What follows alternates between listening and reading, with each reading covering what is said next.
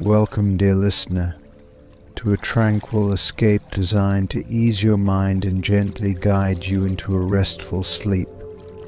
My name is Arthur, and tonight I'll be your guide on this journey to a place of deep relaxation and peaceful slumber. In this space, let go of the worries of the day and allow yourself to be enveloped by a calming atmosphere where your only focus is on finding serenity and rest. So settle in, make yourself comfortable, and let's begin.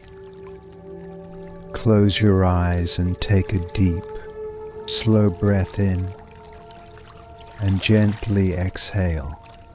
Feel the tension in your body start to melt away as you continue to breathe deeply and steadily. Picture yourself in a place where you feel completely at peace, a place that brings you comfort and calm. It could be a quiet forest clearing, a secluded beach at sunset, or perhaps a cozy room with a warm fire crackling in the hearth. As you breathe in, imagine the air around you is filled with a soft, soothing light. With each breath, this light fills your body, bringing warmth and relaxation to every muscle, every cell. Breathe out any lingering tension, any stress or worry, letting it drift away like clouds on a gentle breeze. Now I want you to focus on your feet. Feel them becoming heavy and relaxed, as if they are sinking into the soft, supportive ground beneath you.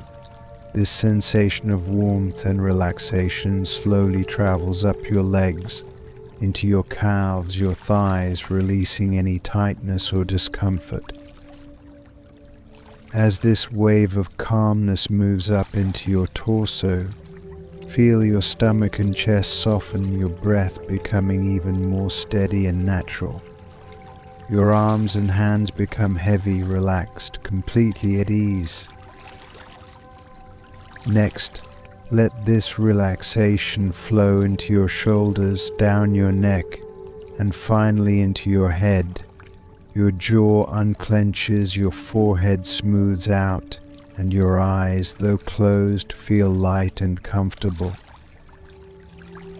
You are now in a state of complete relaxation, your body at peace, your mind calm. There is nothing more you need to do, nowhere else you need to be. Simply enjoy this moment of tranquility, knowing that restful, restorative sleep is just around the corner. As you continue to breathe softly, allow yourself to drift deeper into this state of calm. Your thoughts slow down, your mind quiets. Know that you are safe, you are calm, you are ready for a peaceful night's sleep. Whenever you are ready, you can gently allow yourself to drift off into a deep, restful sleep, where you will awaken refreshed and rejuvenated. Thank you for joining me tonight. Sweet dreams. Story 1. In the farthest reaches of the stark lands, where the cold winds bite with a ferocity that few can endure, there lies a desolate and unforgiving landscape. Here winter reigns supreme, its icy grip never loosening, even in the heart of summer. This is the land of eternal frost, a place where the sun's warmth is but a fleeting memory, and where only the hardiest of souls dare to tread. It is here, in the shadow of towering ice-covered mountains and beneath skies perpetually heavy with snow, that the legend of the Snow Warden was born. The tale of the Snow Warden has been whispered among the Stark people for generations, passed down from one winter to the next, each telling more chilling than the last. It is said that the Snow Warden is a ghostly figure, neither fully of this world nor the next, who roams the northernmost border of stark lands, ever watchful, ever vigilant. His presence is a warning, a reminder to all who live in these harsh lands that the forces of nature are not to be trifled with, and that those who dare to trespass into the frozen wilderness may never return. According to the legend, the Snow Warden was once a man, a warrior of great renown in the Stark family's ancient past. His name has been lost to time, but his deeds are still remembered. He was a protector of the North, a guardian of the Stark lands who took his duty with the utmost seriousness. In life he was known for his unwavering loyalty and his unyielding strength, qualities that earned him the respect of his people and the fear of his enemies. The story goes that during one particularly brutal winter, a time when the cold was so intense that even the wolves dared not venture out from their dens, a group of invaders from the southern lands attempted to cross into the Stark territory. These invaders, unaware of the perils that awaited them in the north, sought to claim the land for themselves, believing that the Starks were too weak to defend it. But they were wrong. The warrior, who would become known as the Snow Warden, led a small band of men to confront the invaders. Outnumbered and facing almost certain death, he and his men fought with a ferocity born of desperation. The cold, which had already claimed the lives of many of the invaders, became their ally. The warrior used the harsh environment to his advantage, leading the enemy into treacherous terrain where they were picked off one by the elements and by the blades of the Stark defenders. The battle was long and grueling, and in the end the invaders were defeated, but the victory came at a great cost. The warrior and his men, exhausted and frostbitten, found themselves stranded deep in the wilderness with no hope of rescue. As the cold began to take its toll, one by one, his men succumbed to the freezing temperatures. But the warrior refused to give in. He knew that if he could survive just a little longer, he might be able to make it back to Winterfell and warn his people of the dangers that lay in the north. But it was not to be. The cold was relentless, and eventually even the great warrior could go no further. He collapsed in the snow, his body finally giving in to the freezing temperatures. As he lay there, his life slowly slipping away, he made a vow. He swore that he would never allow anyone to trespass into Stark lands again, that he would protect his people even in death. And with that vow, he took his last breath. But his story did not end there. According to the legend, the warrior's spirit did not pass on to the afterlife. Instead, it remained in the frozen wilderness, bound by the vow he had made. Over time, his spirit transformed, becoming one with the cold, becoming the Snow Warden. No longer a man, but a spectre of the north, the Snow Warden is said to be as cold and unforgiving as the winter itself. The Snow Warden is described as a tall, gaunt figure, cloaked in a tattered white robe that blends with the snow. His face is hidden beneath a hood, but those who have claimed to see him say that his eyes burn with a cold blue fire.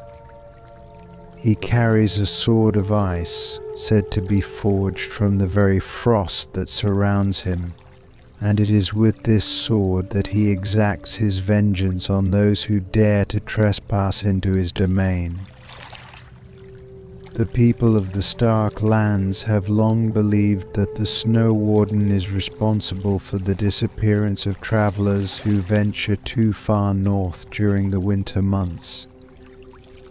There are countless stories of hunters, explorers, and even entire patrols who have vanished without a trace in the frozen wilderness. Those who survive tell tales of a ghostly figure that appeared out of the snow, silently watching them before disappearing into the storm.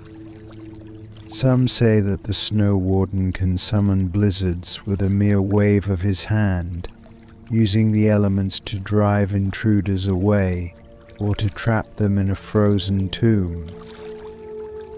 Despite the fear that the legend of the Snow Warden inspires, there are those who view him not as a malevolent spirit, but as a protector. They believe that the Snow Warden is still fulfilling the vow he made in life, guarding the northern borders of the Stark Lands and ensuring that the ancient enemy never returns. To these people, the Snow Warden is a reminder of the sacrifices made by their ancestors to protect their home, and of the harsh, unforgiving nature of the land they call home. The legend of the Snow Warden has become an integral part of the folklore of the North, a story told around hearths during the long winter nights. It serves as a warning to those who might underestimate the power of the cold, and as a symbol of the resilience and strength of the Stark people. Whether the Snow Warden is real or just a tale to frighten children and travelers, one thing is certain in the Stark Lands.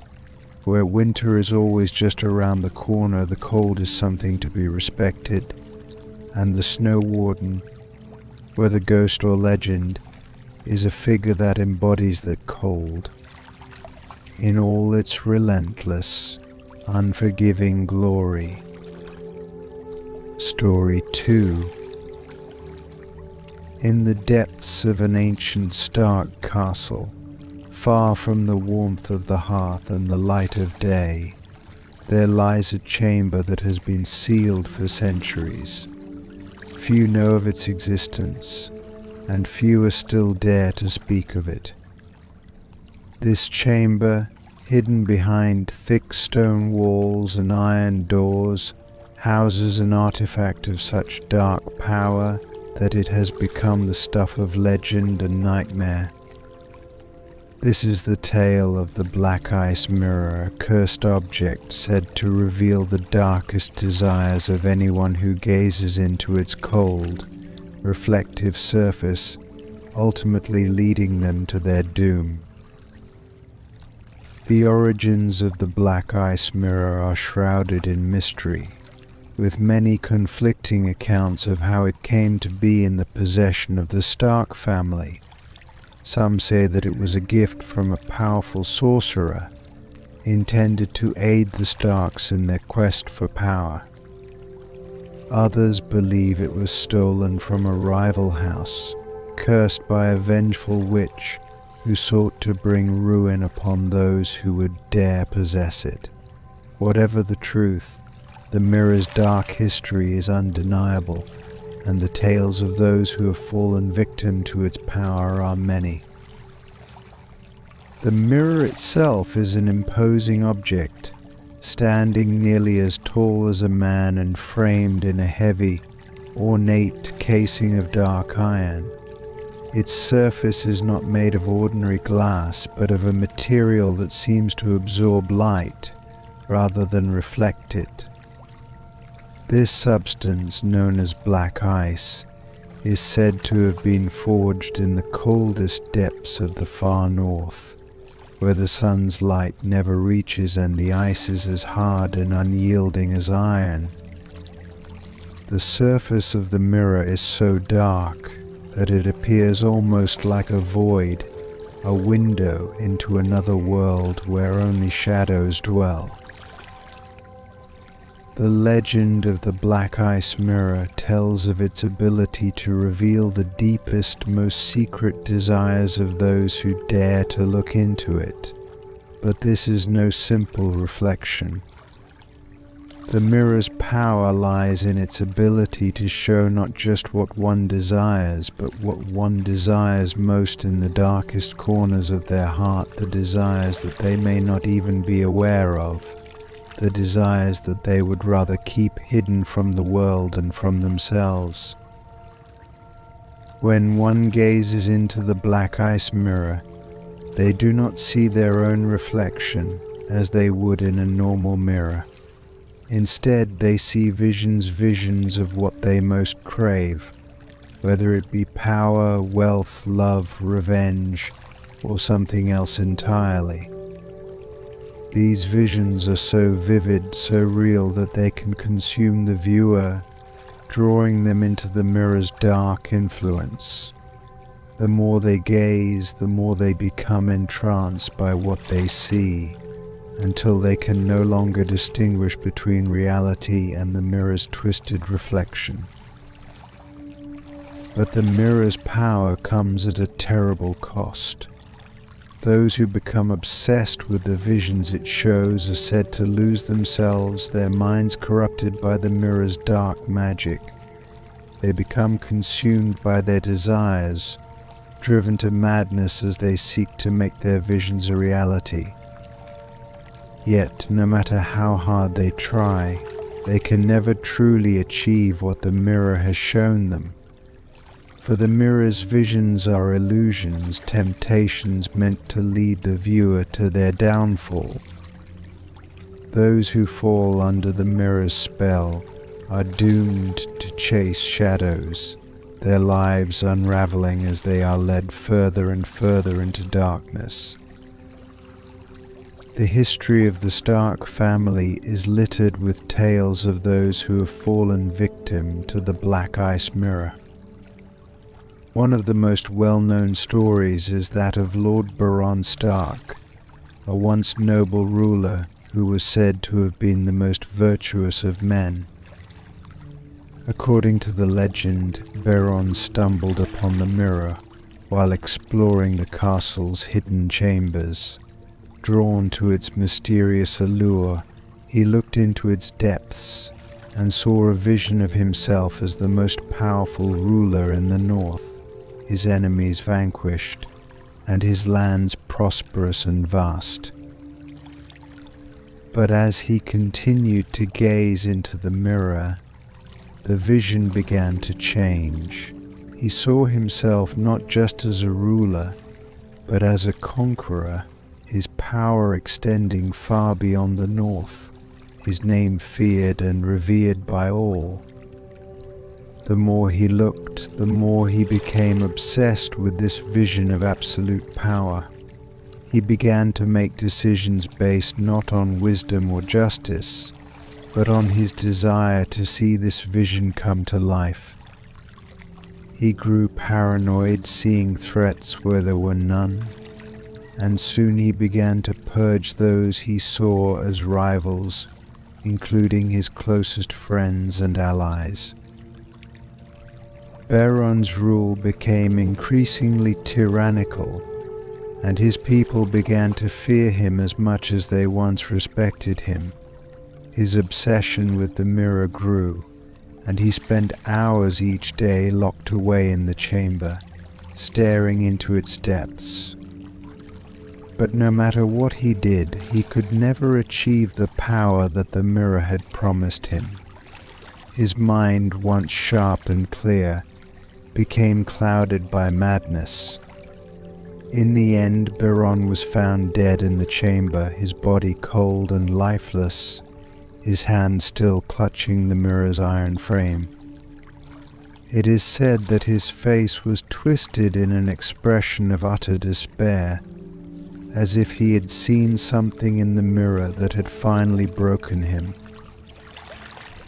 After Baron's death, The mirror was hidden away, sealed behind thick stone walls to prevent anyone else from falling under its spell.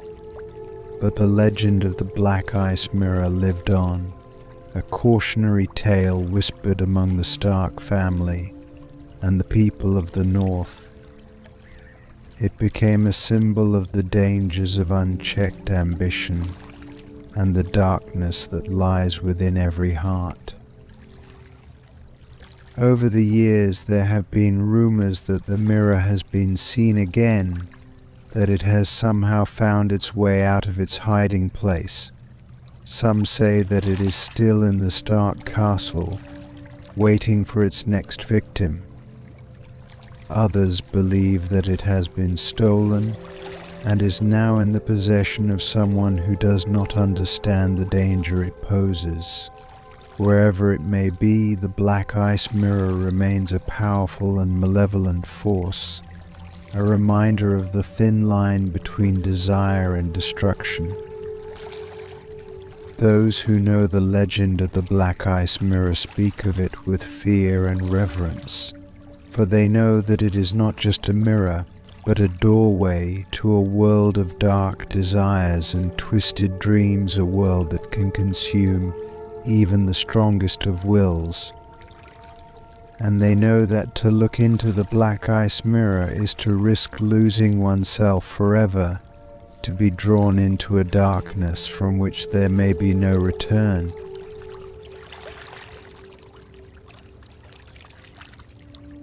Story 3.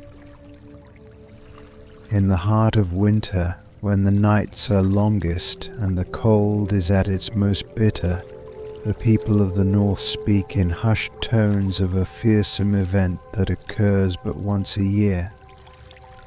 On this night, the longest and darkest of them all, the moon retreats behind thick clouds, and the winds howl with an unnatural fury. This is the night when the shadow wolves emerge from the depths of the frozen wilderness, ethereal hunters born of vengeance and bound by an ancient curse. They come for those who have betrayed the Stark family, leaving no trace of their victims behind, only the chilling reminder of the Stark's unbreakable bond with the North. The legend of the Shadow Wolves dates back to a time when the Stark family first established their rule over the North. It is said that during these early years the Stark lands were fraught with dangers not just from rival families and invading forces, but from within. Treachery and betrayal were common, as those who coveted the Stark's power sought to undermine them from the shadows. To protect their house and their legacy, the Starks forged a pact with the ancient spirits of the North, a pact sealed in blood and bound by the unforgiving laws of winter. According to the tale, the pact granted the Starks the protection of the Shadow Wolves, a pack of spectral creatures who would rise from the shadows on the longest night of the year to hunt down those who had betrayed the family. These wolves were no ordinary beasts. They were said to be the spirits of wolves who had once roamed the North, fierce and loyal to the Starks, but now transformed into something far more terrifying. Their forms were made of shadow and mist, and their eyes glowed with an eerie, unnatural light. They moved silently through the snow, leaving no tracks, and they could not be harmed by any weapon forged by man. The Shadow Wolves were bound to the Stark family by the terms of the pact, and they would only appear on the longest night of the year, known as the Night of the Shadow Wolves. On this night, anyone who had betrayed the Stark family, whether by breaking an oath, conspiring against them, or causing harm to their kin, would be hunted by the wolves. the wolves would track their prey relentlessly, no matter where they hid or how far they ran. And once they found their target, there was no escape. The shadow wolves would close in, their howls echoing through the night, and their victim would be consumed by the shadows, vanishing without a trace. Over the centuries, the legend of the shadow wolves grew, fueled by countless stories of those who had wronged the Stark family and met their end on the night of the shadow wolves.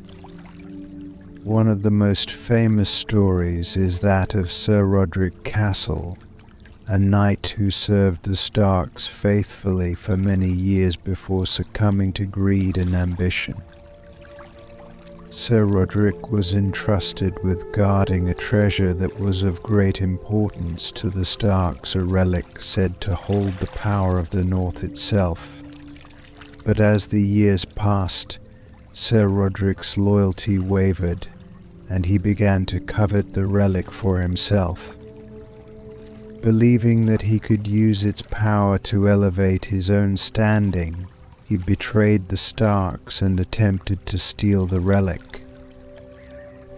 Sir Roderick's betrayal was discovered, but before he could be captured, he fled into the wilderness, taking the relic with him.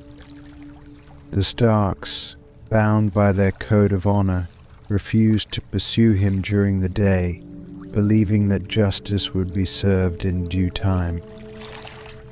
As the longest night of the year approached, Sir Roderick found refuge in an old, abandoned keep deep in the forest.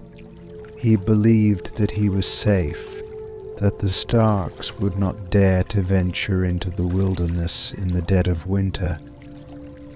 But as night fell, he began to hear the howl's long, mournful cries that seemed to come from all directions at once. The howls grew louder as the night wore on, and Sir Roderick realized with growing dread that he was being hunted.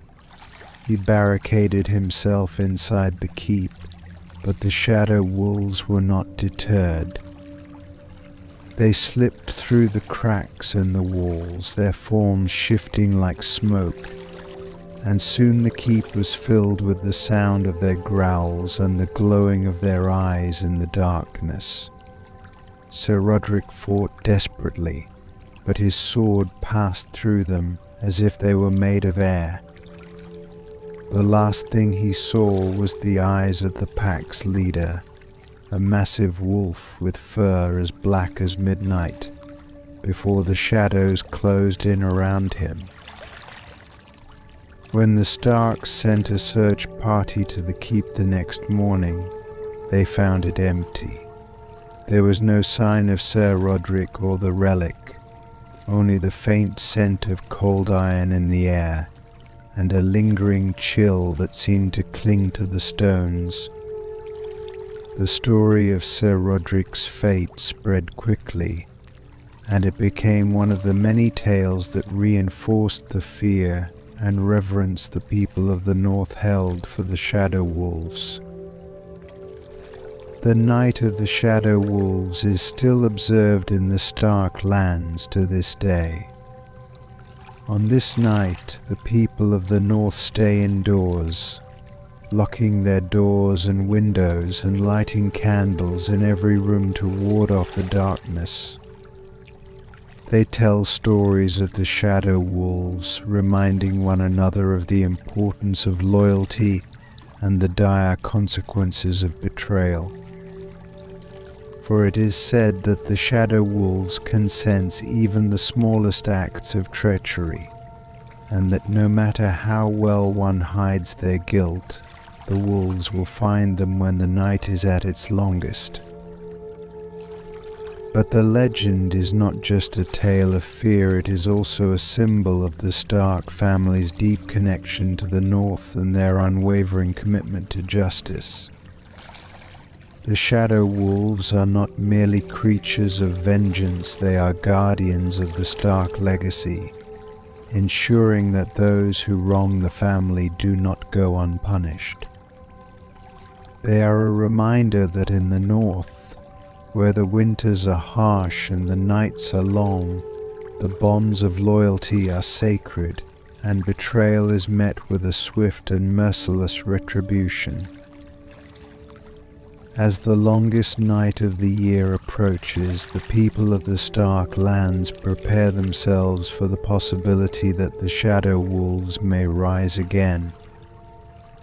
They know that as long as the pact with the ancient spirits of the North remains unbroken, the Shadow Wolves will continue to serve the Starks, hunting down those who dare to betray the family, and ensuring that the North remains a place where honor and loyalty are valued above all else.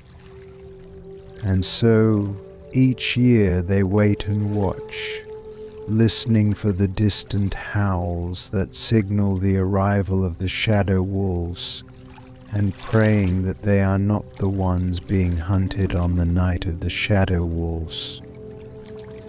Story 4. In the ancient and storied lands of the Stark family, where the winds carry the whispers of past generations and the ground is steeped in the lore of the North, there stands a forest unlike any other.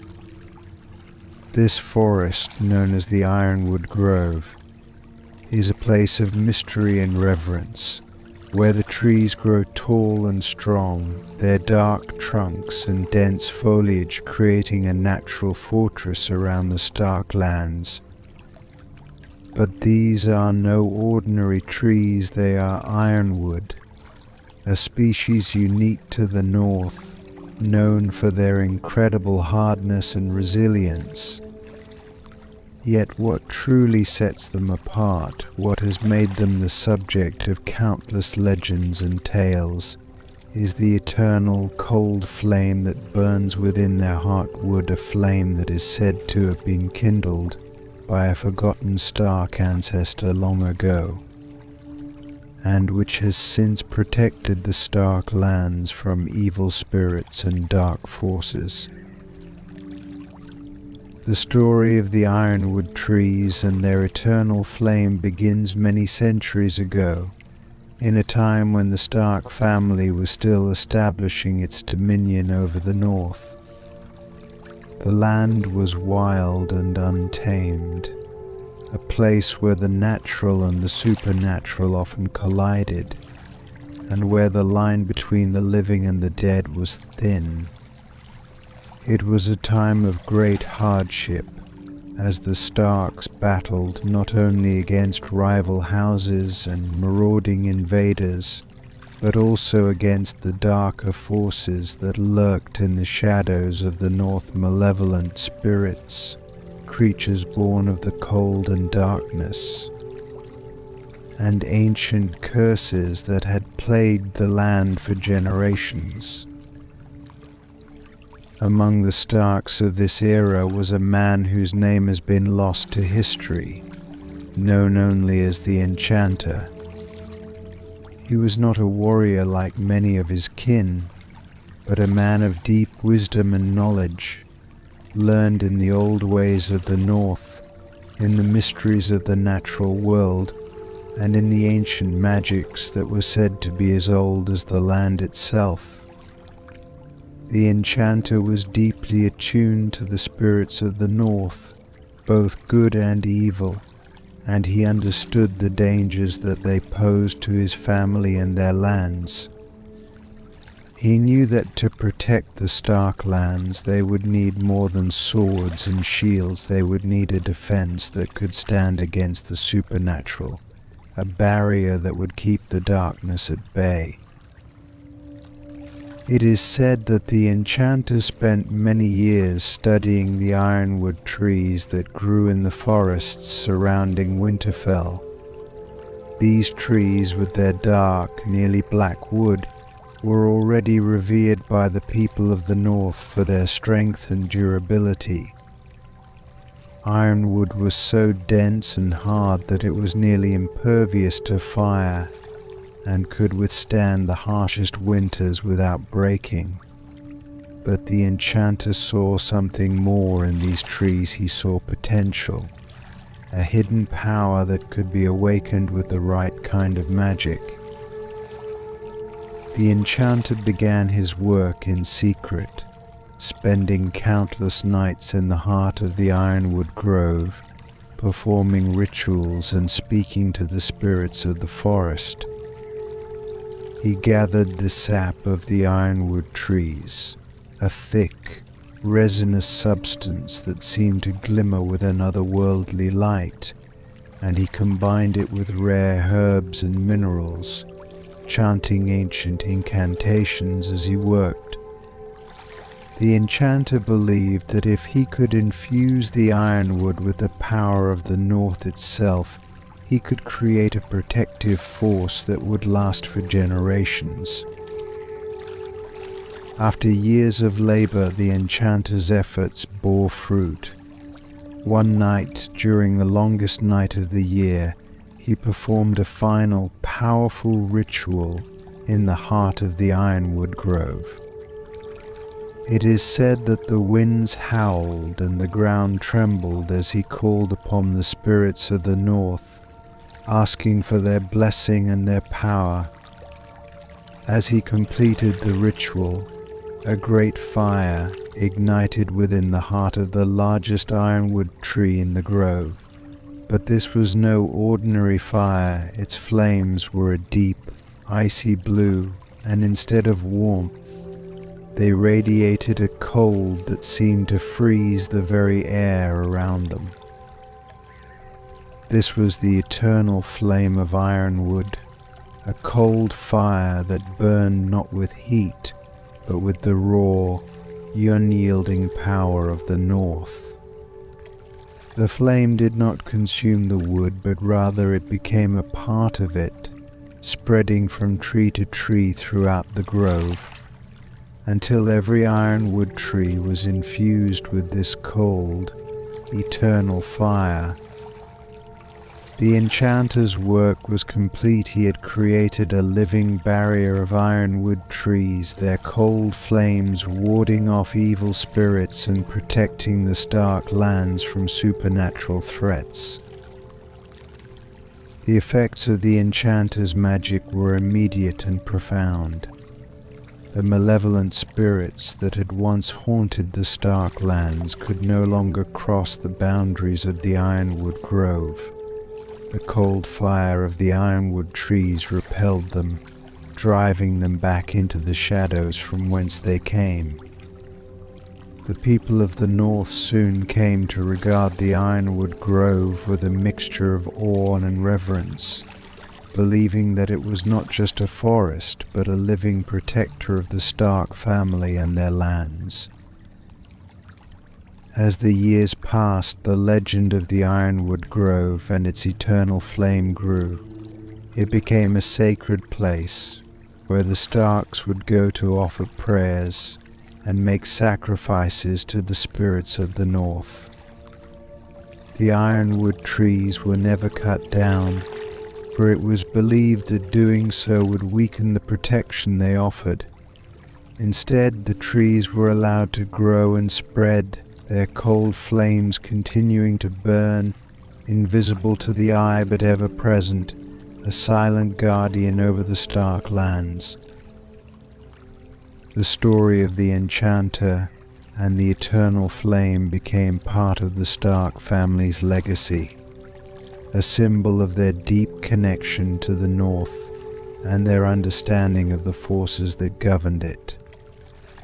The Starks knew that their power did not come solely from their swords or their strongholds, but from their respect for the land and the spirits that inhabited it.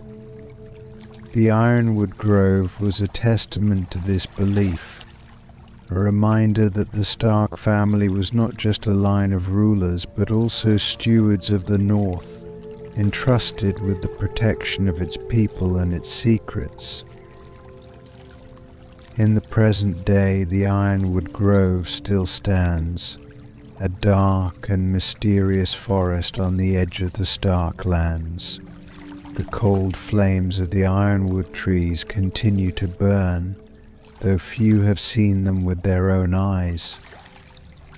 The people of the North still tell the tale of the enchanter and his eternal flame, passing it down from one generation to the next, as a reminder of the power of the North and the enduring strength of the Stark family.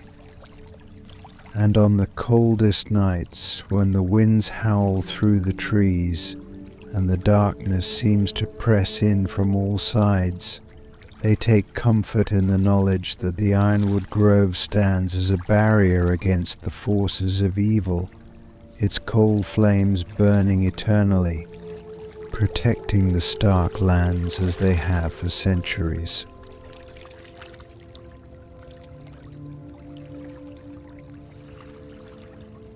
Story 5. Deep beneath the ancient fortress of Winterfell, where the air is cold and heavy with the weight of centuries, lies the Stark family crypt. This somber place, carved from the very bedrock of the North, has been the final resting place for generations of Starks, each laid to rest in solemn silence, watched over by stone effigies that bear their likeness. The crypt is a place of reverence and respect, where the living come to pay their respects to the dead, and where the past and present intertwine in a powerful testament to the Stark family's enduring legacy. But within these hallowed halls lies a mystery that has haunted the Starks for as long as anyone can remember, a mystery that is both feared and revered. Scattered throughout the crypt are a series of ancient stones, unremarkable in appearance yet steeped in a chilling legend.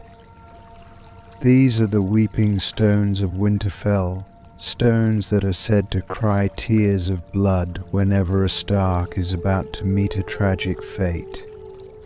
The story of the weeping stones is one of sorrow and foreboding, a reminder that even the mightiest houses are not immune to the cruelties of fate.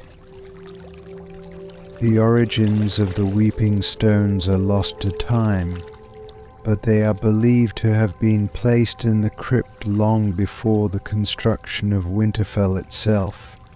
Some say they were brought to the North by the first men, who believed the stones were imbued with the power of ancient, forgotten gods. Others claim that the stones were once part of a long-forgotten altar, used in rituals to commune with the spirits of the dead. Whatever their true origin, the weeping stones have been a part of Stark lore for as long as anyone can remember, and their presence in the crypt is regarded with a mixture of fear and respect. The legend of the weeping stones is a tale that has been passed down through the generations, told in hushed tones around the hearths of Winterfell and beyond. It is said that the stones are not simply inanimate objects, but are somehow alive, connected to the bloodline of the Starks. When a member of the Stark family is about to suffer a great tragedy, whether it be death, betrayal, or some other form of misfortune, the stones begin to weep, releasing a dark, crimson liquid that drips slowly from their surface, staining the cold stone floor of the crypt. The tears of the weeping stones are not like ordinary blood. They are thick and viscous, almost like oil, and they carry a deep metallic scent that lingers in the air long after the weeping has ceased. Those who have witnessed the stones weep describe the experience as profoundly unsettling, as if the very walls of the crypt are mourning the impending loss. The tears are said to continue until the tragic event has come to pass, at which point the stones fall silent once more, their surface dry and cool, as if nothing had happened. Throughout Stark history there have been numerous accounts of the weeping stones foretelling the tragic fates of those who bear the Stark name. One of the earliest and most well-known stories is that of Torrhen Stark, known as the King Who Knelt. Torrhen was the last king in the north before he bent the knee to Aegon the Conqueror, effectively surrendering his crown to the Targaryens in order to spare his people from the devastation of Dragonfire. Though his decision was hailed as wise and pragmatic, it came at a great personal cost. According to the legend, on the eve of Torrhen's fateful meeting with Aegon, the weeping stones began to weep in the crypt. The crypt keeper, a loyal servant of House Stark, discovered the blood-like tears early in the morning and rushed to inform Torrhen of the omen. But Torrhen, ever pragmatic, dismissed the crypt keeper's warnings, believing that his choice to kneel was the only way to save his people. Later that day, Torrhen Stark bent the knee, forever altering the fate of his house and earning the scorn of some of his more proud and stubborn ancestors. Though he lived, the stones weeping was seen as a sign of the great sorrow that would befall the Stark line, a sorrow that would echo through the generations. Another tale speaks of Lyanna Stark, whose tragic story has been immortalized in song and legend. Lyanna's abduction by Prince Rhaegar Targaryen and her subsequent death at the Tower of Joy are events that cast a long shadow over the Stark family. It is said that on the night Lyanna disappeared, the weeping stones began to weep once more, their crimson tears flowing more freely than ever before. Her brother Eddard Stark discovered the weeping stones himself as he descended into the crypt to pay his respects to his father.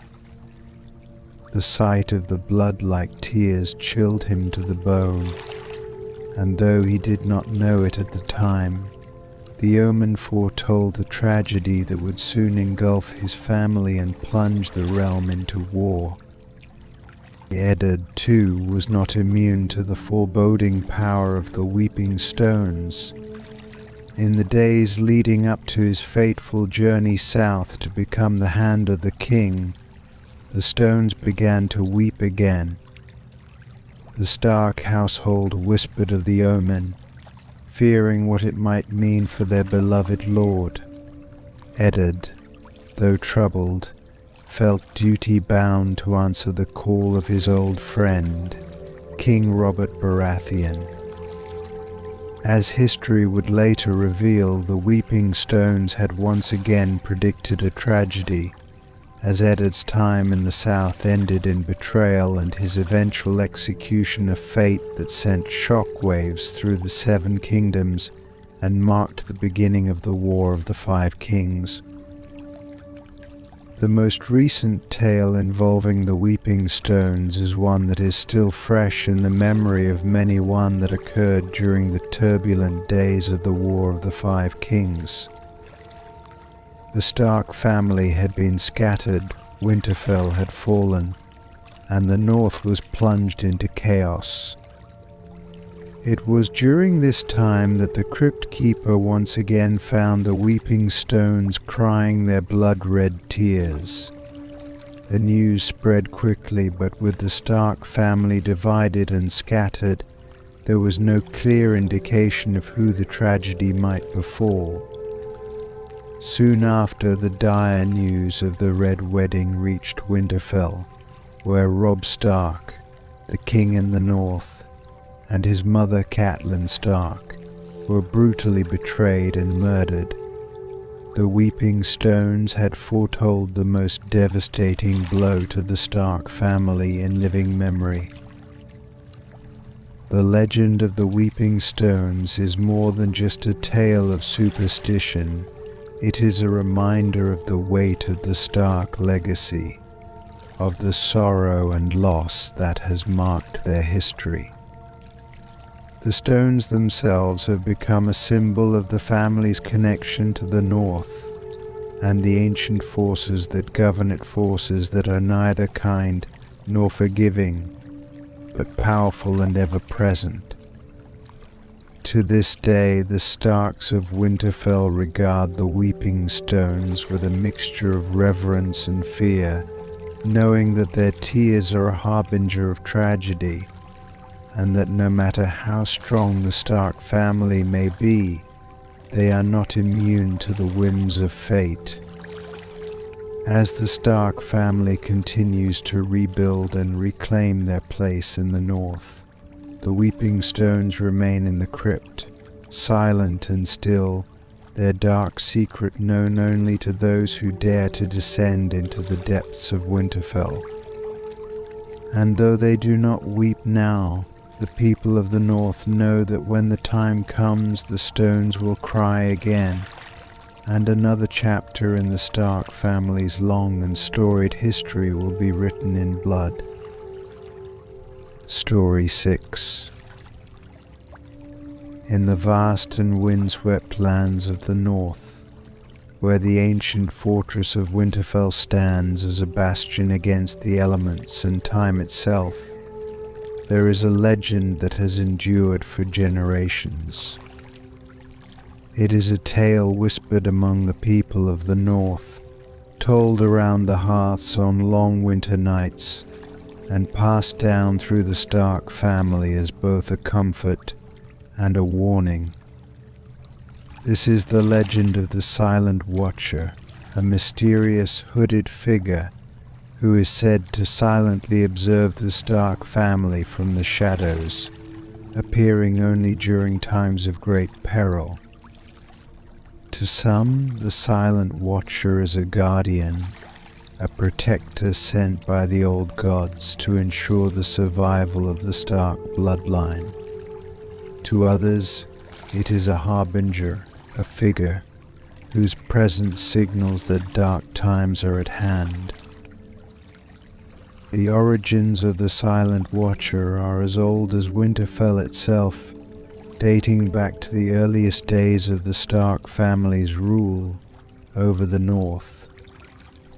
Some say that the Silent Watcher is the spirit of a long-forgotten Stark ancestor, bound by an unbreakable oath to watch over their descendants for all eternity. Others believe that the Watcher is a manifestation of the old gods, sent to protect the Starks in times of dire need. Whatever the truth may be, the Silent Watcher has been a part of Stark lore for as long as anyone can remember, and its presence is both feared and revered. The figure of the Silent Watcher is always described in the same way: tall, cloaked in a dark, tattered hooded robe that obscures its face, leaving only a shadow where a face should be. The Watcher is said to move with an unnatural silence, as if it glides rather than walks, and it leaves no footprints in the snow. It does not speak, nor does it interact with the living in any way. It simply watches, its presence felt more than seen, a silent sentinel in the shadows. The first recorded appearance of the Silent Watcher dates back to the time of Bran the Builder, the legendary founder of House Stark and the architect of Winterfell. According to the old tales, during the construction of Winterfell, strange events began to occur. Workers reported seeing a shadowy figure standing on the unfinished walls, watching them as they labored. The figure never approached, never interfered, but its presence was unsettling enough that some of the workers began to abandon the project, fearing that the castle was cursed. Bran the builder, however, was undeterred. He was a man of great vision and even greater resolve, and he believed that the figure was not a curse, but a sign that the old gods approved of his work. Bran ordered the construction to continue, and the figure continued to watch. It is said that on the day the last stone was placed in Winterfell's walls, the silent watcher vanished, and a cold wind swept through the courtyard, as if the old gods themselves had given their blessing to the fortress. Since then, the silent watcher has been seen many times, always during moments of great peril for the Stark family. One of the most famous appearances occurred during the reign of Theon Stark, known as the Hungry Wolf. Theon was a fierce and ruthless ruler, known for his campaigns to expand Stark territory and his unyielding rule over the north. But even he was not immune to the dangers that came with power. During one particularly harsh winter, the Stark lands were beset by invaders from the south, seeking to take advantage of the North's weakened state. As Theon prepared his forces for battle, reports began to circulate among his men of a shadowy figure seen watching the Stark army from the edge of the forest. The figure was described as tall and cloaked, its face hidden in darkness, and it seemed to vanish whenever anyone tried to approach it. Some of Theon's men believed it to be a spy sent by the enemy, but those who knew the old stories whispered that the silent watcher had returned. The night before the battle, Theon himself saw the figure standing on a hill overlooking the Stark camp. Unlike his men, Theon was not afraid. He took the watcher's presence as a sign that the old gods were watching over him and his family, and that they would guide him to victory. The next day, Theon led his forces into battle and emerged victorious, driving the invaders from the north. The silent watcher was not seen again, but Theon's victory only strengthened the belief that the watcher was a protector of the Stark family. Another tale of the silent watcher comes from the time of Cregan Stark, the Wolf of Winterfell. Cregan was known for his strong sense of honor and his fierce loyalty to his family. During his time as Warden of the North, the Stark family faced numerous challenges, including internal strife and external threats from rival houses.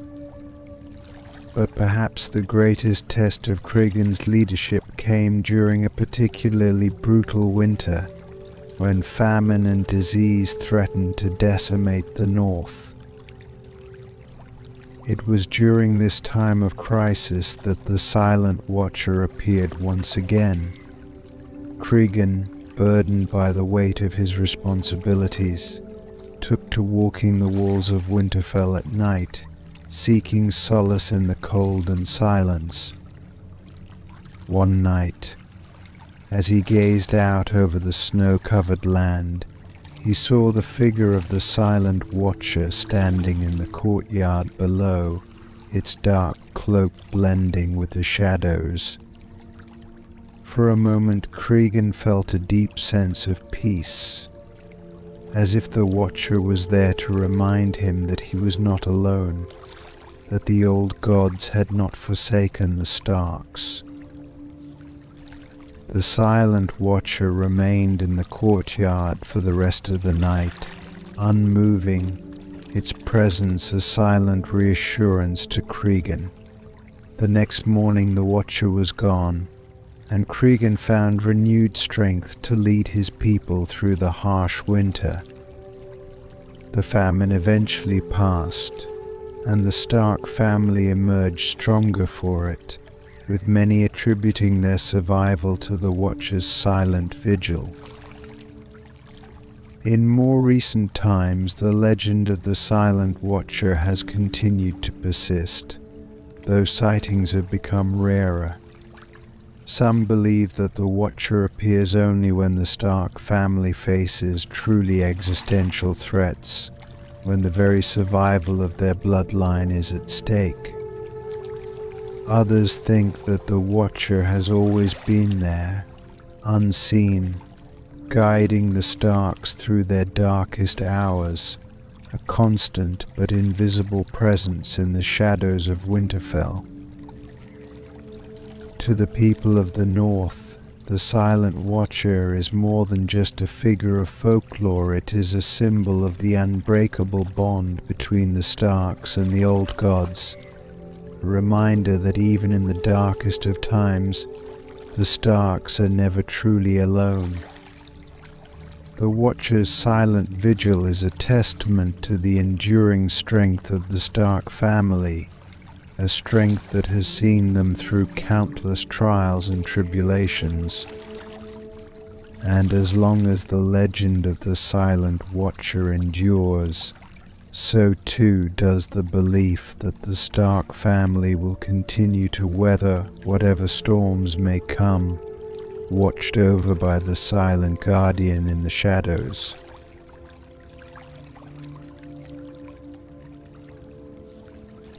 Story 7. In the long and storied history of House Stark, tales of honor, duty, and tragedy are as abundant as the snows that blanket the north. Yet among these tales one story stands out, a haunting legend passed down through the generations, shrouded in sorrow and regret. It is the tale of the Frozen Heart, a tragic love story that speaks to the dangers of broken promises and the enduring power of a curse that has haunted the Stark bloodline for centuries. The story begins many generations ago, in a time when the North was still wild and untamed, and the boundaries between the human world and the mystical were not yet fully drawn. It was during this time that a Stark lord, known in the old songs as Lord Arryk Stark, ruled over Winterfell. Arryk was a young and handsome lord known for his bravery in battle and his strong sense of duty to his family and his people. But beneath his stern exterior, there was a restlessness in Arryk, a yearning for something more than the life of a lord bound by duty and tradition. One winter's day, while hunting in the vast forests that surrounded Winterfell, Arryk became separated from his companions. As the snow began to fall more heavily, he found himself deeper in the woods than he had ever ventured before. The forest was eerily quiet, the only sound being the crunch of snow beneath his boots and the occasional whisper of the wind through the trees. It was in this silent, snow-covered world that Arryk first saw her. She was unlike any woman he had ever seen. Her hair was as dark as a raven's wing, her skin pale as the winter moon, and her eyes were a piercing blue, the color of ice, both beautiful and unsettling. She moved with a grace that seemed almost otherworldly, and her voice when she spoke was soft and melodious, like the wind through the trees.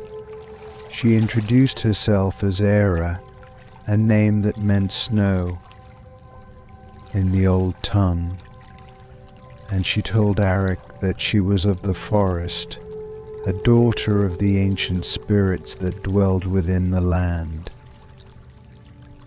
Despite her mysterious origins, Arik was captivated by Era.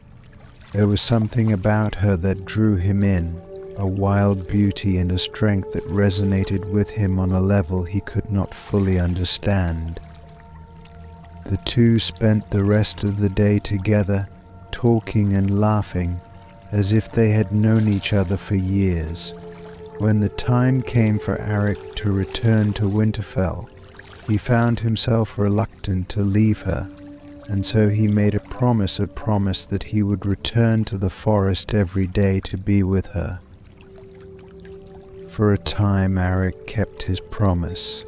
He would slip away from his duties each day to meet Era in the forest, and as the winter wore on, the two grew closer.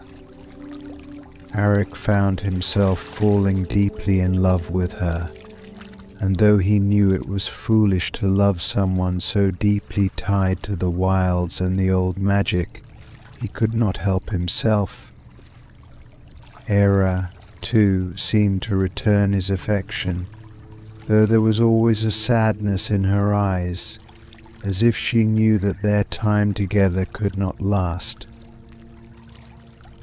As winter turned to spring, Arik's responsibilities as Lord of Winterfell began to weigh more heavily upon him.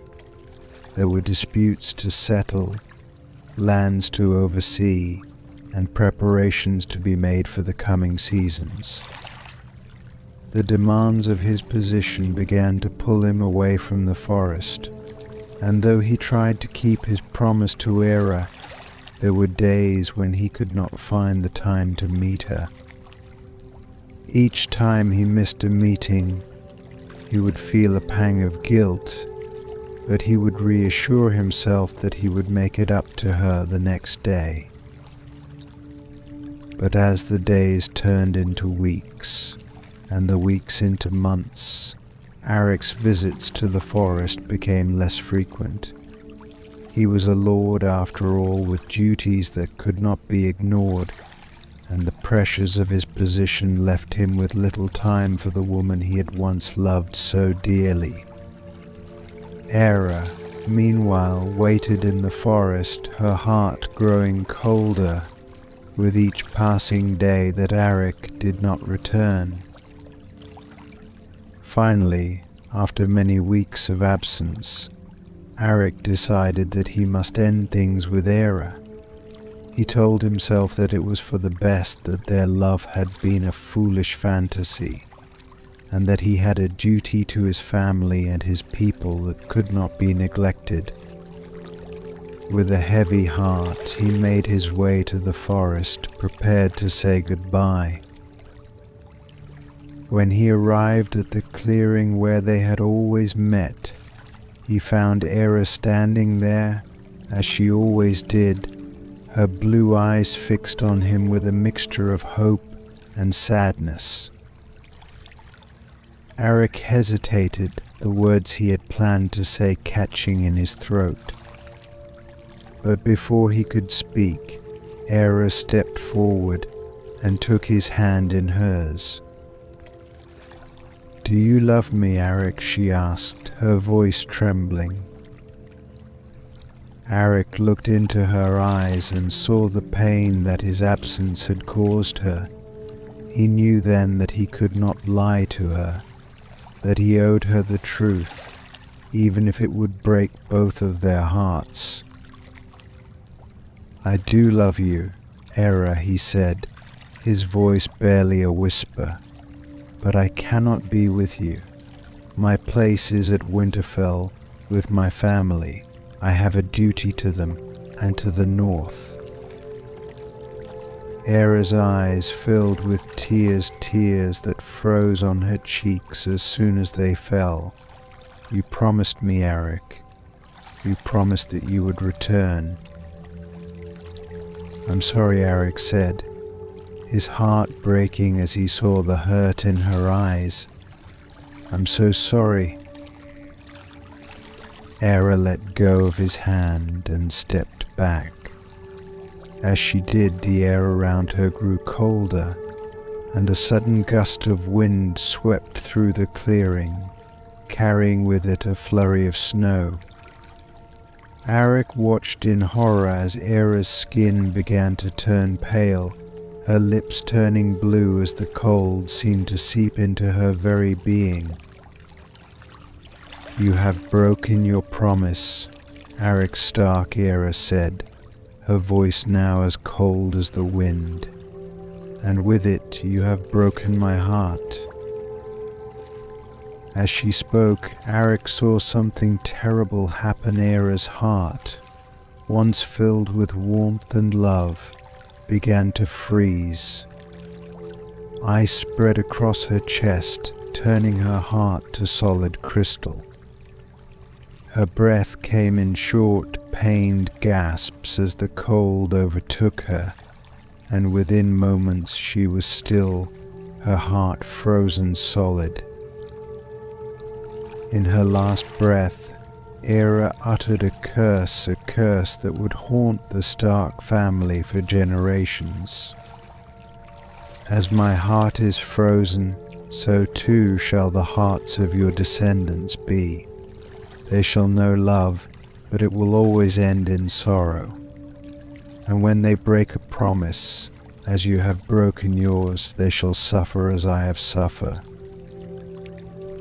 With those words, Era collapsed to the ground, her body shattering into 1,000 pieces of ice.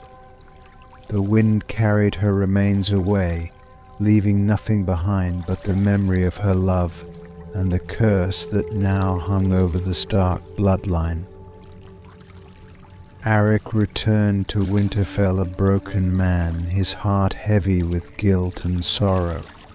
He never spoke of what had happened in the forest, but the curse began to manifest in the Stark family soon after. Over the generations, the Starks found that their loves often ended in tragedy, hearts frozen by betrayal, promises broken, and the cold, unyielding weight of duty that tore them from those they loved. The tale of the frozen heart became a warning to the Stark family, a reminder of the dangers of broken promises and the price of love in a world where duty and honor often demanded the impossible. And so the legend of Arik Stark and Era, the woman of the forest, was passed down through the ages, a haunting story of love, loss, and the icy curse that continues to chill the hearts of the Starks to this day. Story 8. The northern moors are a place of desolation and eerie beauty, where the wind howls through the heather and the mist clings to the ground like a shroud. It is a land that few dare to tread, a place where the natural world feels close to the supernatural, where the line between the living and the dead is perilously thin. Among the moors, one area is especially feared: the ancient, sacred burial grounds of the Stark family. Here, within the shadow of the craggy hills and beneath the ever-grey skies, lies a darkness that few speak of openly, but that all in the north know to respect. It is the domain of the Wraith of the Northern Moors, a vengeful spirit that has haunted these lands for generations, striking terror into the hearts of those who dare to venture too close to the Stark's most hallowed resting place. The legend of the Wraith is one of the oldest in the north, passed down from one generation to the next as a grim warning. It is said that the Wraith was once a living woman, a figure of both beauty and power, whose life was tragically cut short under circumstances so dark and violent that her soul could find no peace. Her name has been lost to time, but the story of her transformation into the Wraith is still told in the quiet corners of Winterfell, where the old tales are remembered. According to the legend, The woman who would become the Wraith was once a beloved noblewoman of the north, possibly even of Stark blood. She was renowned not only for her beauty but also for her wisdom and her deep connection to the land. She was a healer, skilled in the old ways, who could speak to the spirits of the forest and the moors, and it was said that she had been blessed by the old gods themselves. She lived a quiet life far from the intrigues of court, tending to the people of the north and the land she loved. But her peaceful existence was shattered by a great betrayal. The details of this betrayal are murky. Some say she was falsely accused of witchcraft by jealous rivals. Others claim that she was the victim of a vicious political scheme. Whatever the cause, she was captured and dragged before a tribunal, where she was condemned to die. Her pleas of innocence fell on deaf ears, and she was executed in a manner befitting the brutal times. Left to die, bound to a post on the barren moors, exposed to the elements and the merciless cold.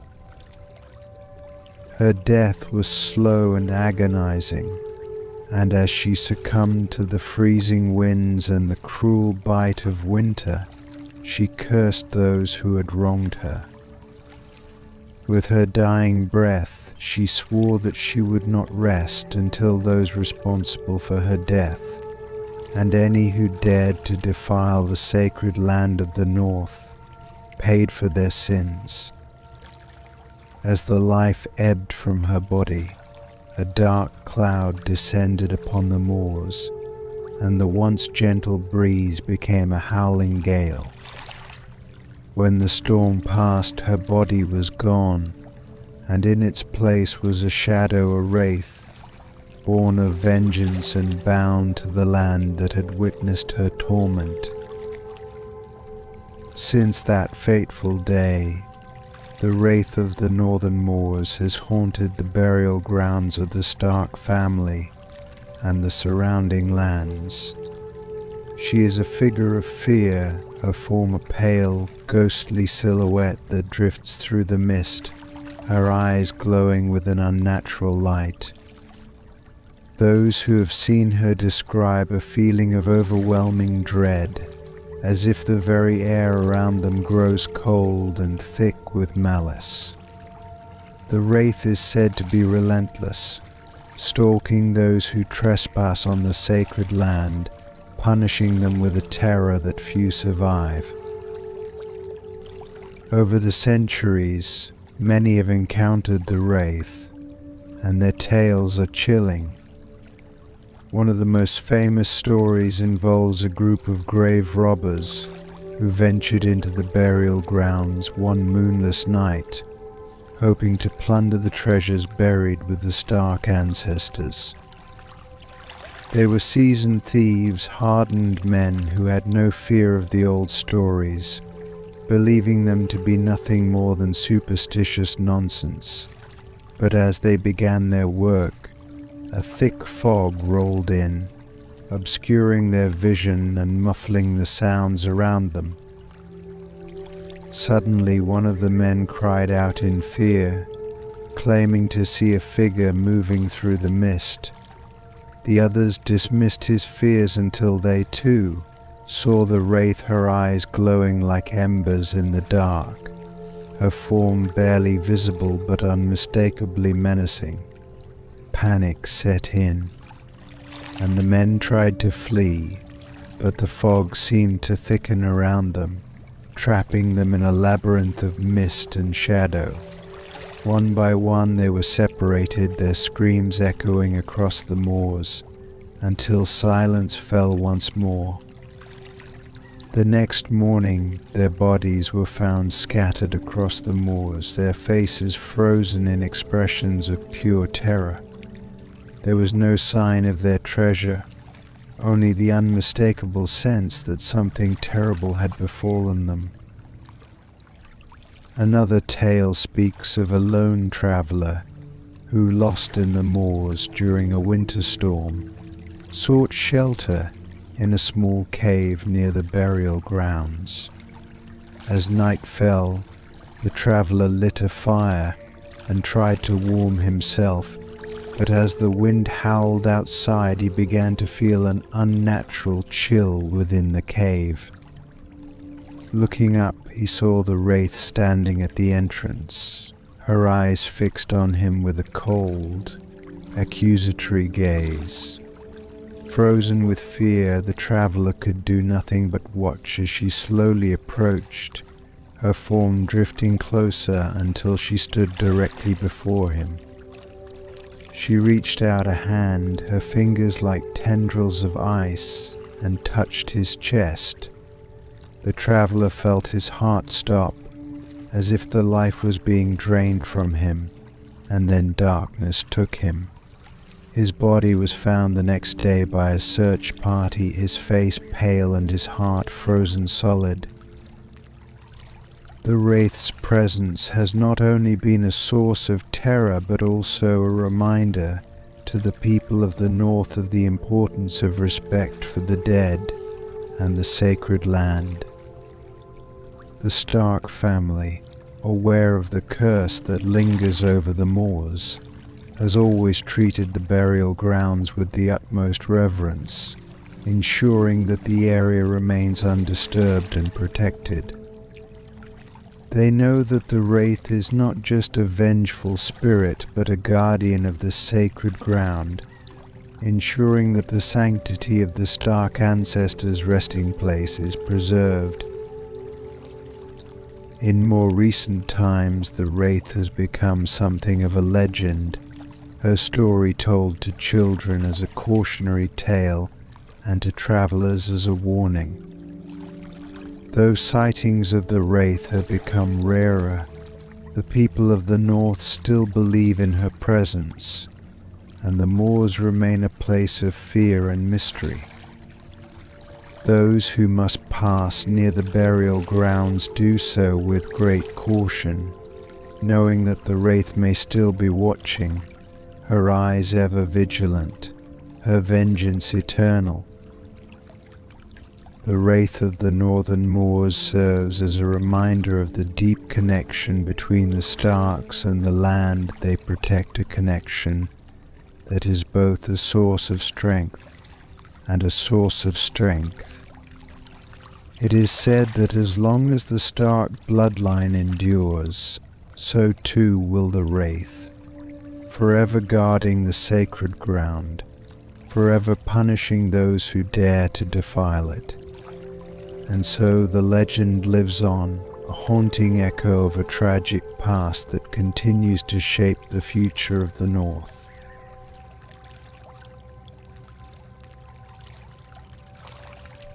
Story 9.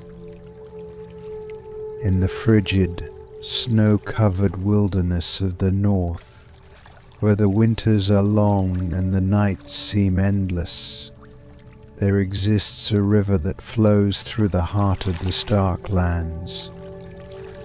This river, known as the Ice River, is a lifeline for the people of the North during the brief summer months, but in winter it transforms into a treacherous and deadly force. As the temperature plummets and the snow begins to fall, the river freezes solid, its surface becoming a vast expanse of ice that stretches for miles. It is during this time, when the river is locked in the grip of winter, that the legend of the Phantom of the Ice River comes to life, a spectral figure that haunts the frozen waters, luring unsuspecting travelers to their icy deaths. The legend of the Phantom of the Ice River has been passed down through generations, a chilling tale told by the fireside on the coldest of nights. It is said that the phantom is the ghost of a woman who met a tragic end on the river many years ago, her spirit now bound to the ice, forever seeking to drag others into the same watery grave that claimed her. The story of how she became the Phantom is a tale of love, betrayal, and an untimely death that has left its mark on the Starklands. Long ago, before Winterfell became the seat of power it is today, the Ice River was a place of beauty and serenity, its waters flowing clear and cold through the northern wilderness. It was along the banks of this river that a young woman named Svala lived, a maiden known for her beauty and grace.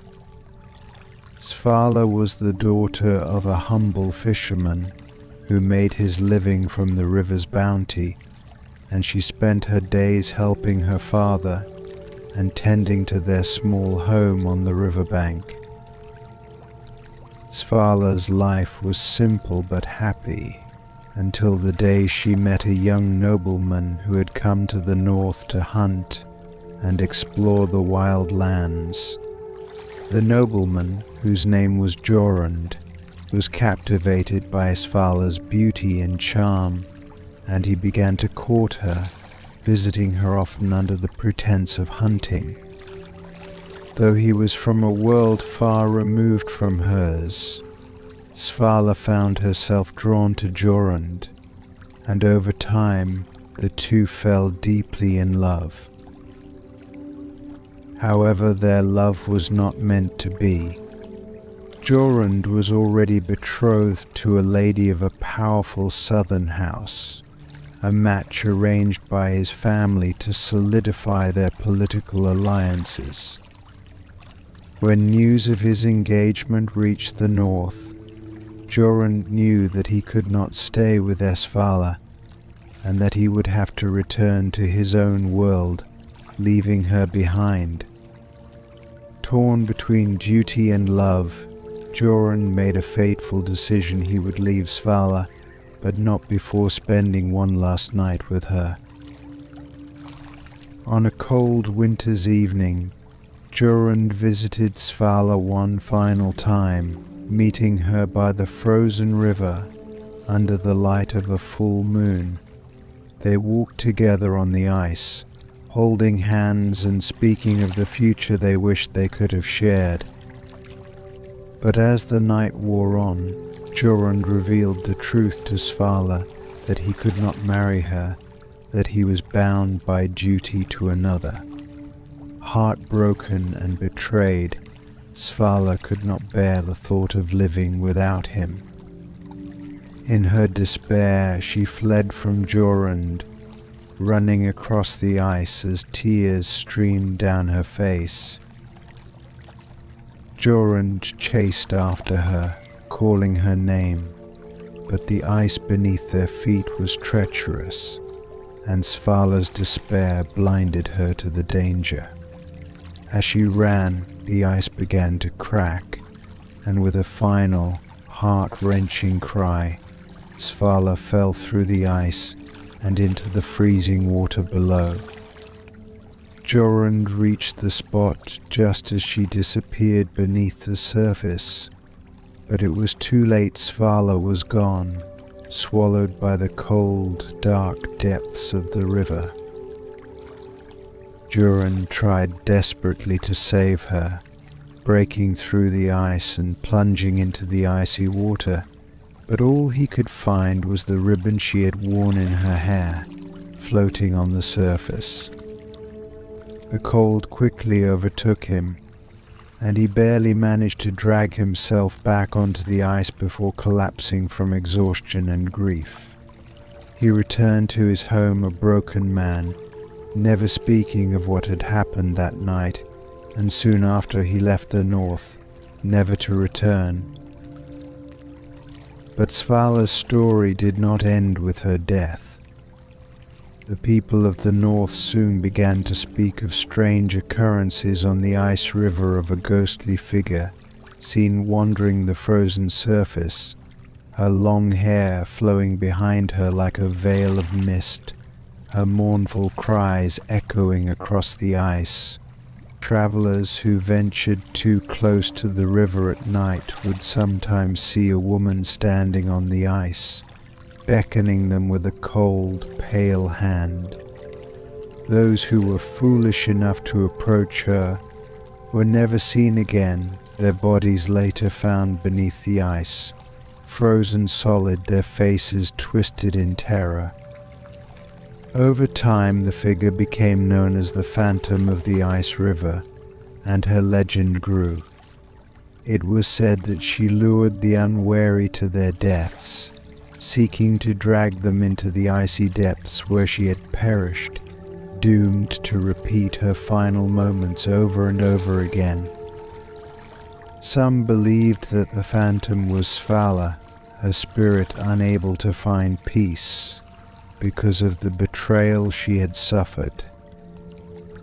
Others claimed that the phantom was a manifestation of the river itself, angered by the tragedy that had taken place on its frozen surface and seeking revenge on those who dared to cross it. The Stark family, aware of the dangers posed by the phantom, issued warnings to their people to avoid the ice river during the winter months. The river, once a place of life and sustenance, became a symbol of death and danger, its frozen surface a reminder of the cold, unforgiving nature of the north. To this day, the legend of the Phantom of the Ice River endures, a chilling tale that continues to haunt the people of the north.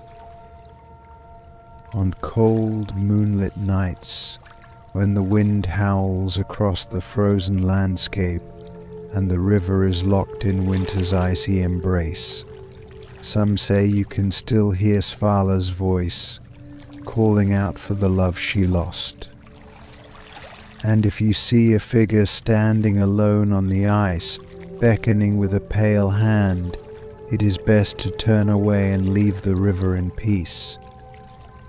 For the Phantom of the Ice River is always waiting, ready to lure the unwary to their icy doom, just as she was once betrayed by love and left to die in the cold, dark waters of the north.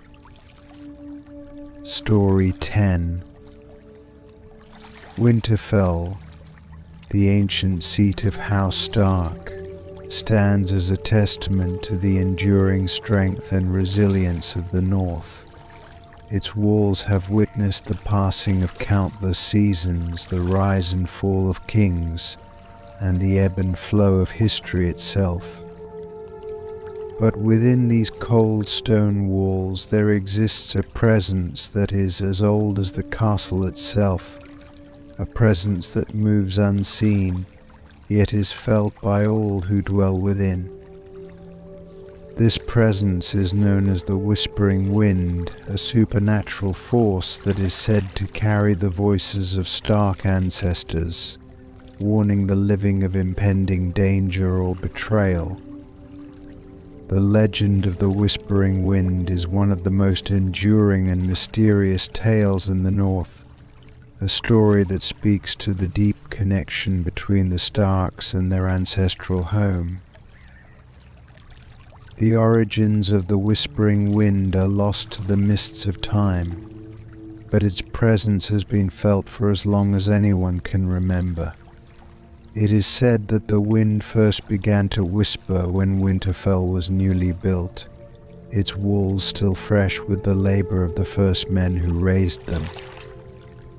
The Stark family, descended from Bran the Builder, had long been attuned to the spirits of the land, and it was believed that the Whispering Wind was a gift from the old gods, a way for the spirits of their ancestors to communicate with the living.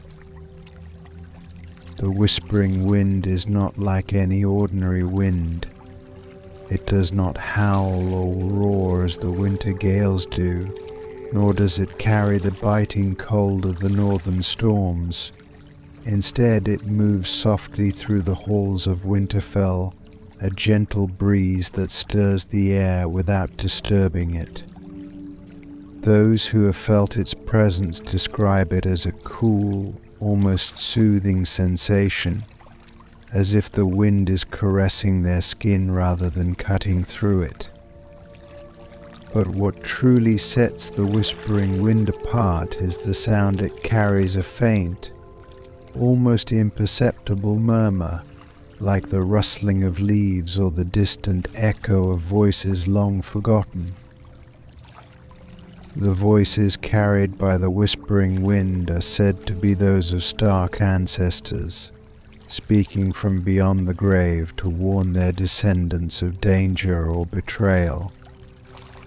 These warnings are never clear or direct. They come in the form of whispers, half-heard words that seem to drift in and out of hearing, leaving those who hear them with a sense of unease or foreboding. It is up to the living to interpret these whispers, to understand the message that their ancestors are trying to convey. And while the whispering wind is often seen as a protective force, its warnings are not always heeded in time. One of the earliest recorded instances of the whispering wind's warnings occurred during the reign of Edric Stark, a lord known for his wisdom and his deep connection to the old gods. According to the tale, Edric was preparing to embark on a journey to the southern lands to negotiate a marriage alliance with a powerful southern house. The night before his departure, as he walked through the halls of Winterfell, he felt the soft breeze of the whispering wind and heard a faint murmur in the air. The words were unclear, but the tone was one of urgency and concern. Edric, attuned to the spirits of his ancestors, paused and listened carefully. The wind seemed to grow stronger, the whispers more insistent, but still he could not make out the words. Troubled, Edric decided to postpone his journey and spent the night in the Godswood, seeking guidance from the old gods. The next morning, a raven arrived with news that the southern house he had planned to visit had been struck by a sudden and mysterious illness, one that had claimed the lives of several of its members. Edric took this as a sign that the whispering wind had saved him from a potentially deadly fate, and from that day forward he paid close attention to the whispers whenever they came. Another well-known story of the whispering wind involves the infamous Night of the Broken Vows, a dark chapter in Stark history that occurred during the reign of Jonel Stark, known as Jonel the Just. Jonel was a fair and honorable lord, respected by his people and feared by his enemies. He had made a pact with a neighboring house, promising his daughter's hand in marriage to secure peace between their lands. But as the wedding day approached, Jonel began to feel uneasy. The whispering wind had been unusually active in the weeks leading up to the event, its whispers more frequent and more urgent than ever before.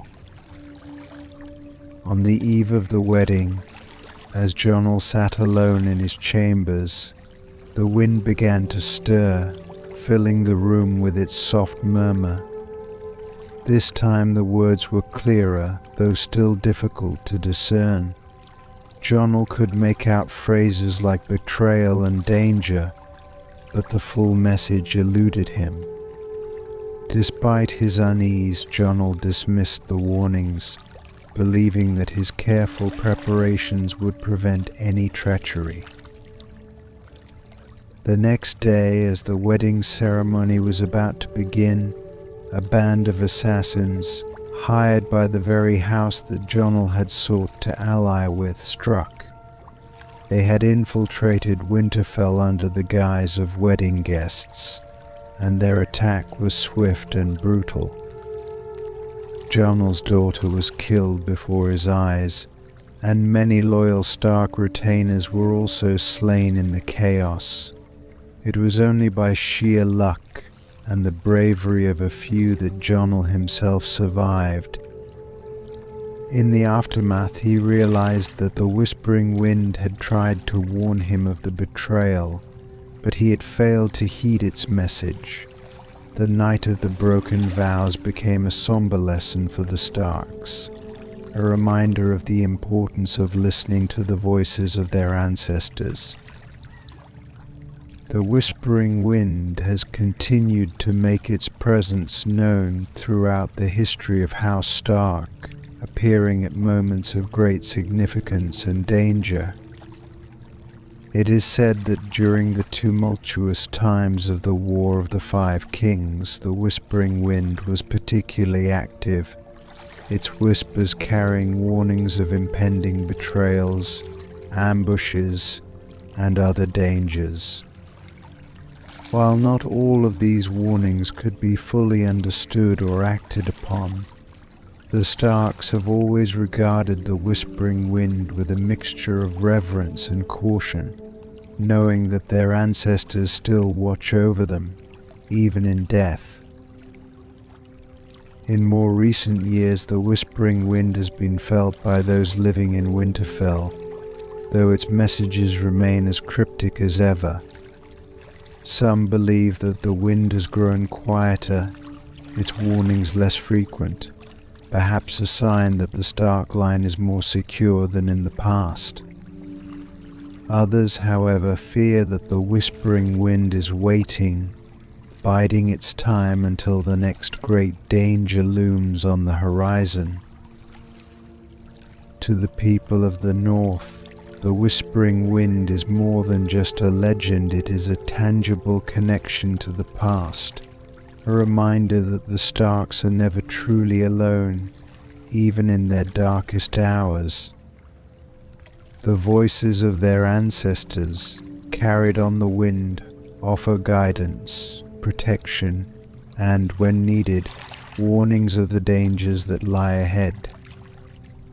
And so, when the air grows still and a soft breeze begins to stir within the halls of Winterfell, the Starks listen closely, for they know that the Whispering Wind may be trying to speak, carrying the voices of those who came before, urging them to be vigilant, to be strong, and to remember that the legacy of House Stark is one that endures through the ages, guided by the wisdom of the past.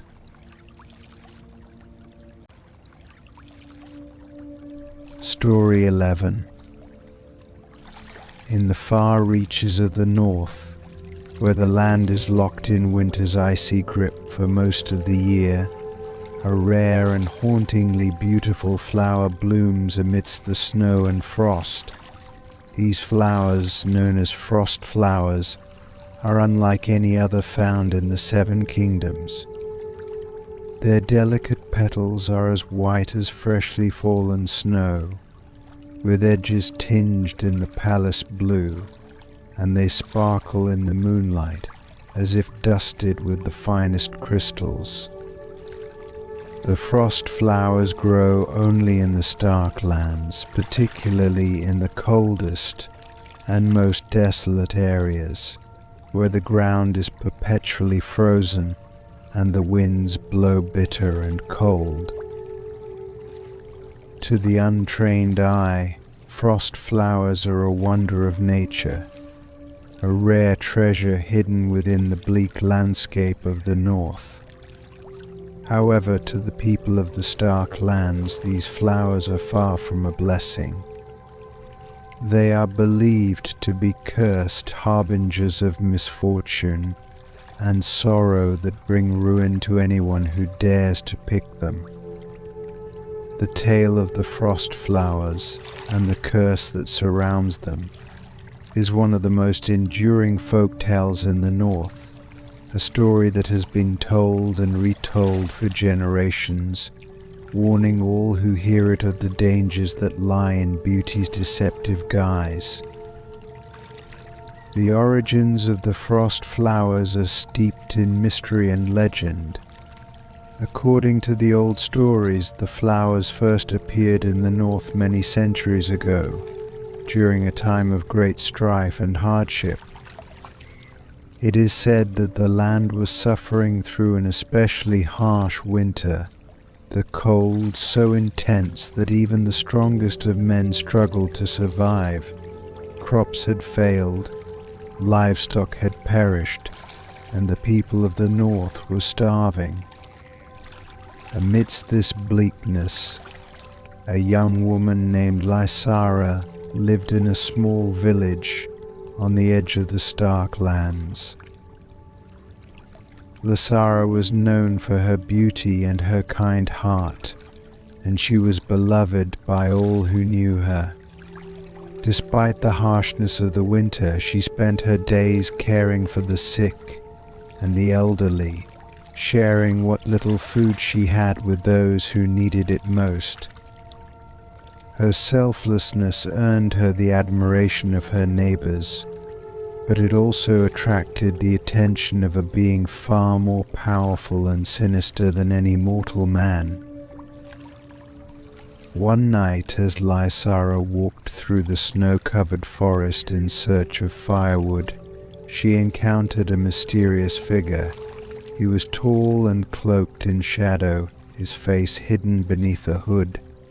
The air around him was so cold that the snow at his feet seemed to freeze even harder as he passed. Lysara felt a chill run through her, but she was not one to be easily frightened.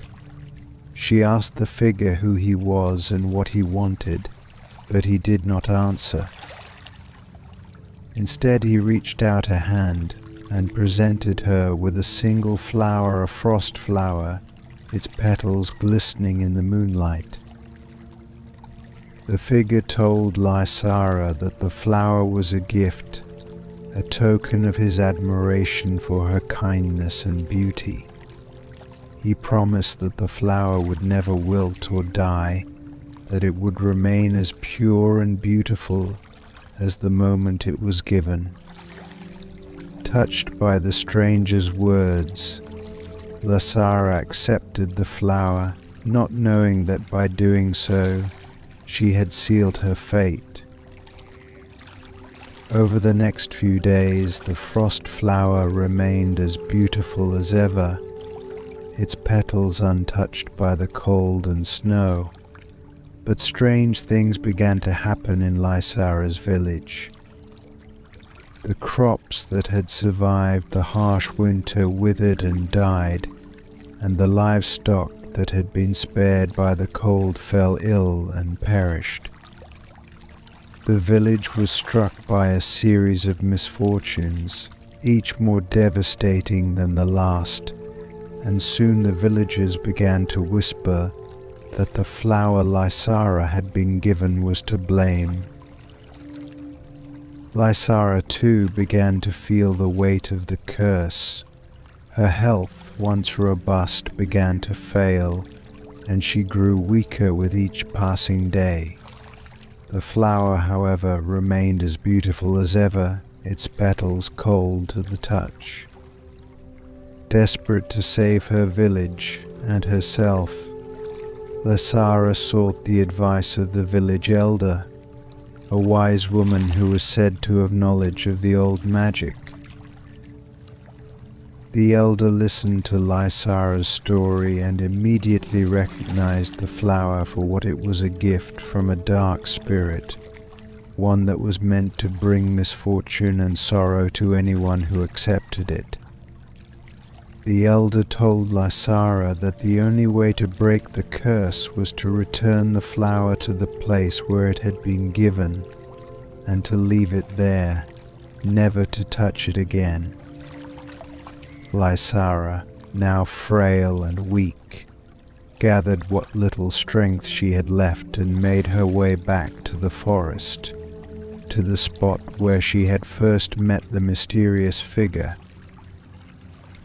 When she arrived, the air was thick with cold, and the figure was waiting for her, just as before.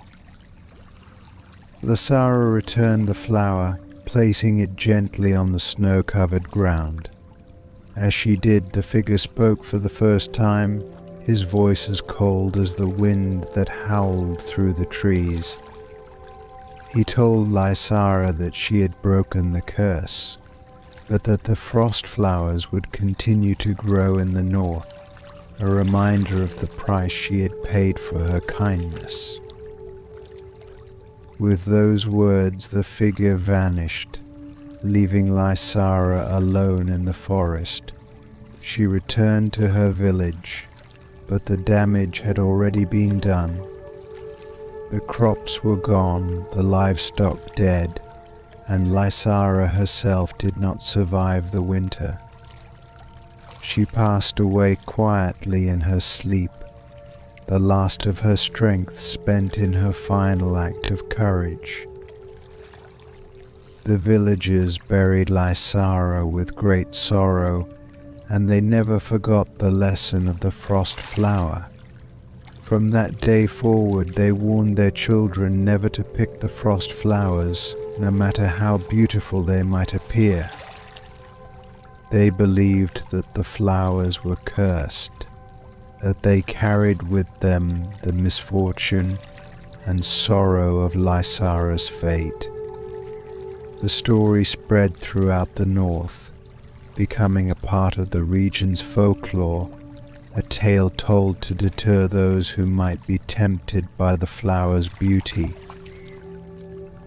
Over the centuries, the legend of the frost flowers has endured.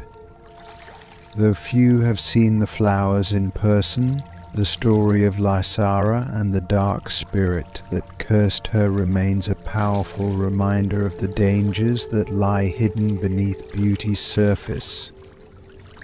The frost flowers, with their delicate crystalline petals, are a symbol of the cold and unforgiving nature of the north, a land where even the most beautiful things can bring sorrow and death.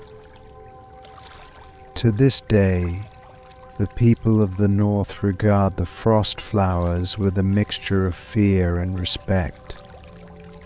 They believe that the flowers still grow in the remote and frozen corners of the Stark lands, waiting for the unwary to pluck them and unleash the curse once more. And so the tale of the frost flowers continues to be told, a haunting story of beauty, betrayal, and the enduring power of a curse that spans generations. Story 12. In the harsh and unforgiving lands of the north, where the winds howl like wolves and the snows blanket the ground in an endless shroud of white, the Stark family has ruled for generations. Their seat, Winterfell, stands as a bastion of strength and resilience against the relentless forces of nature. But among the many symbols of Stark power and authority, none is more feared or revered than the Iron Crown of the North, a legendary artifact said to grant its wearer immense power, but at a terrible cost. The legend of the Iron Crown is one of ambition, sacrifice, and the cold, unyielding nature of power in the North. The Iron Crown is said to be as old as the Stark line itself, forged in the early days of the North's history when the first men laid claim to the land. According to the legend, the crown was created by the ancient kings of the North as a symbol of their dominion over the harsh and wild lands. It was not made of gold or silver like the crowns of southern kings, but of cold iron, forged in the heart of the mountains and tempered in the icy waters of the north. The Iron Crown was meant to reflect the character of the North and its people, strong, unyielding, and forged by hardship. The crown itself is a simple but imposing piece of craftsmanship. It is made of thick, dark iron, with a design that is both austere and formidable. The iron is said to be so cold that it can burn the skin of those who are not of Stark blood, a testament to the belief that the crown is bound to the Stark lineage. It is unadorned by jewels or ornamentation, save for a single symbol at its front, a direwolf, the sigil of House Stark, its eyes set with small, glinting pieces of black stone. The weight of the crown is said to be considerable, both physically and metaphorically, as it carries with it the burdens of leadership and the harsh realities of ruling the North. But the true power of the Iron Crown lies not in its material form, but in the dark magic that is said to be bound within it. The legend tells that the crown was enchanted by the ancient gods of the North, or perhaps by a sorcerer whose name has long since been forgotten. This enchantment grants the wearer great power, the strength to rule with an iron fist, the wisdom to navigate the treacherous politics of the North, and the fortitude to endure the many hardships that come with leadership. It is said that the crown enhances the wearer's natural abilities, making them more formidable in battle, more cunning in strategy, and more resilient in the face of adversity. However, this power comes at a terrible price. The legend warns that the Iron Crown slowly corrupts the heart of its wearer, turning it to iron, just as cold and unyielding as the crown itself. As the wearer becomes more powerful, they also become more ruthless, their compassion and empathy eroded by the crown's dark influence. Over time, the wearer's heart is said to harden both figuratively and literally, until they are no longer capable of feeling love, mercy, or any of the softer emotions that make us human. They become a ruler of iron, a king or queen who rules with absolute authority, but who is feared rather than loved. The story of the Iron Crown is intertwined with the history of House Stark, and many of the family's most notable rulers are said to have worn the crown at some point in their reign. The most famous, or perhaps infamous, of these rulers is Torrhen Stark, known as the King Who Knelt. Torrhen is remembered in the histories as the last king in the North before he bent the knee to Aegon the Conqueror, surrendering his crown in order to save his people from the devastation of Dragonfire. But the legend of the Iron Crown adds a darker dimension to his story.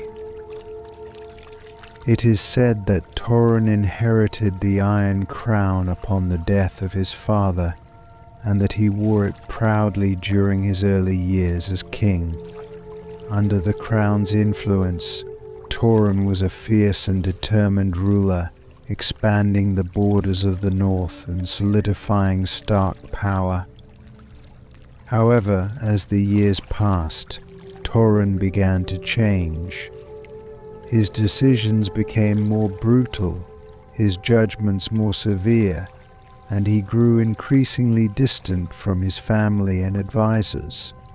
It was as if the crown was slowly consuming him, turning his once warm heart into cold, unyielding iron.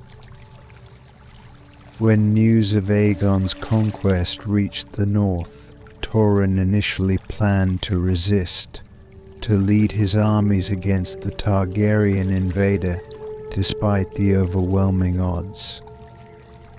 But on the eve of battle, the Whispering Wind, a supernatural force, said to carry the voices of Stark ancestors, blew through Winterfell, bringing with it a warning of doom. It was then, the legend says, that Thorin realized the full extent of the Iron Crown's curse. He saw in his mind the devastation that would befall his people if he allowed his pride and ambition to guide him. The crown had made him powerful, but it had also made him blind to the true cost of war. In a moment of clarity, Thorin made the fateful decision to bend the knee to Aegon, surrendering the Iron Crown along with his title of king in the north. It is said that as Thorin knelt before Aegon, he felt a great weight lift from his heart, as if the iron that had been forming there was melting away. Though he would be remembered as the king who knelt, Thorin's decision spared his people from the horrors of war, and he became the first warden of the North under Targaryen rule. After Thorin, the Iron Crown was hidden away, locked in a secret chamber deep within Winterfell's walls. The Stark family, recognizing the danger of the crown's power, chose to keep it out of sight, passing down the knowledge of its existence only to the most trusted members of the family. It is said that the crown has been worn only a few times since Thorin's reign, each time with tragic consequences. Those who wore it were driven to madness or cruelty, their hearts hardened by the crown's dark magic, until they were no longer fit to rule. Today, the Iron Crown of the North is considered a relic of the past, a symbol of both the power and the peril of leadership.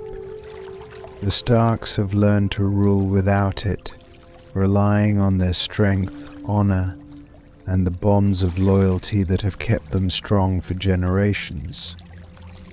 But the legend of the Iron Crown endures, a reminder that in the North, power is never without a price, and that even the strongest rulers must be wary of the cold, unyielding iron that can take hold of their hearts.